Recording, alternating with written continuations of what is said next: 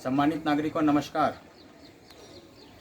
पौधों की दुनिया में फ्लावर्स का अपना एक अहम रोल है और इस सबसे खूबसूरत दुनिया में जरबेरा एक इंटेलिजेंट प्लांट होता है।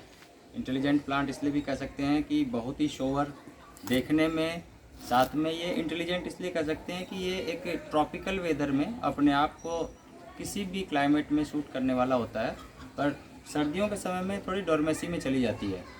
जब हम बात करते हैं वर्ल्ड वाइड तो उसमें जहाँ भी थोड़ा सा ग्रीष्मकालीन शुरुआत होती है तो वहाँ पर ही पौधा अपने आप शुरुआत उसकी हो जाती है, फ्लावरिंग में ही आ जाता है।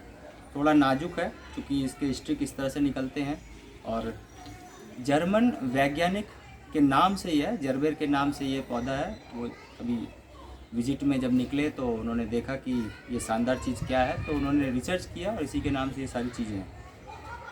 इंडिया में जरबेरा को ये गिफ्ट देने के लिए, साथ में जब हम कोई बुके बनाते हैं या किसी को फूल का गुलदस्ता देते हैं तो उसमें ये बहुत ही शोभा बढ़ाता है। तो आज आइए जानते हैं कि हम जरबेरा को किस तरह से लगाएंगे और जरबेरा में लगाने के दौरान क्या क्या चीज़ें इंपॉर्टेंट होती है। सबसे पहले तो ज़रूरत है कि जब भी आप किसी फ्लावर प्लांट को लगा रहे हैं तो मिनिमम 8 इंच का पॉट आप ले सकते हैं। 8 इंच के बाद आप 10 इंच ले सकते हैं और ज़्यादा से ज़्यादा 12 इंच तक भी जा सकते हैं। और अब दूसरी बात ये आ जाती है कि इसकी मिट्टी कैसे तैयार की जाए। सबसे इम्पॉर्टेंट पार्ट मिट्टी का है और पौधे का है। चूँकि ये पौधा बाहर का है तो इसके टिश्यू कल्चर के जो प्लांट हैं वो हॉलैंड से आते हैं, तो ये बाहर से आके बहुत ही अच्छे क्लाइमेट में इसको रखना होता है। उसके बाद इसकी शिफ्टिंग होती है। ज़्यादातर लगाने का जो टाइम है वो आप बसंतकालीन लगा सकते हैं। अभी भी टाइम है, आप लगा सकते हैं, पर थोड़ा सा जब लगाएंगे तो एहतियात ये बरतना होगा कि आपको उस जगह में शेड बनाना होगा। ग्रीन शेड नेट में आप इसको रख के फिर धीरे धीरे जैसे जैसे मौसम में एडजस्ट करें तो उसके अकॉर्डिंग आप इनको बाहर शिफ्ट कर सकते हैं। ज़्यादा से ज़्यादा 4 घंटे तक की धूप ये बर्दाश्त कर सकती है। यदि दिन भर आपने इसको धूप में रखा तो ये इसके पत्ते जलने लगेंगे, तो आप इन चीज़ों का भी ध्यान रखिए।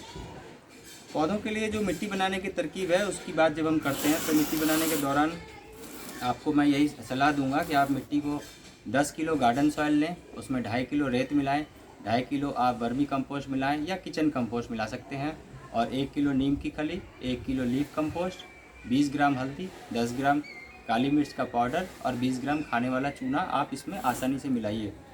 पॉट को जब हम भरना होता है तो पॉट भरने की तकनीक क्या होगी उस पर एक थोड़ा फोकस कर लेते हैं। आप इसको ध्यान से देखिए।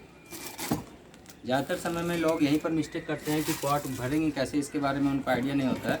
तो आप पॉट लीजिए, पॉट के निचली सतह में आप इस तरह से पत्ते रखिए, सूखे पत्ते जो आपके छत से निकल रहे हो या कहीं से भी सूखे और ड्राई हों वो रख सकते हैं। इसके बाद अगली कड़ी में है आप कोकोपीट इस तरह से छिड़काव कीजिए। कोकोपीट का लेयर डालने के बाद आप इसमें मिट्टी का फिलअप कर सकते हैं। इस तरह से कोकोपीट रखना है। कोकोपीट भरने के बाद आप इस तरह से मिट्टी डालिए और मिट्टी ये लगभग आपने 70% के आसपास भरना है।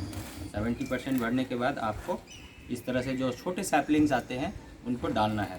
छोटे सैपलिंग्स आप जब डाल देते हैं तो आपको थोड़ी हल्का सा पानी इसमें ऐड करना होता है जिससे कि पौधे के जड़ सेट हो जाए।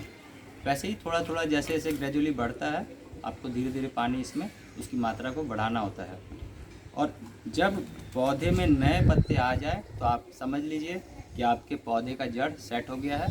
फिर इसे आराम से शाम के टाइम में आप बाहर शिफ्ट कर सकते हैं। और ये ध्यान रखिए कि जहाँ पर 4 घंटे तक की मैक्सिमम धूप आ रही हो आप उस जगह में इनको शिफ्ट करें और इस तरह से आप एंजॉय करें। सौभाग्य से साक्षात्कार। आपके साथ जब हम इस तरह की चीज़ें शेयर करते हैं तो हमें ऐसा महसूस होता है कि आप ये वीडियो देख रहे हैं और आप हमें आशीर्वाद दे रहे हैं, तो ये हमारे लिए एक सौभाग्य की बात होती है। और हम दोनों जब एक दूसरे से मुखातिब होते हैं तो ये हमारे लिए साक्षात्कार हो जाता है।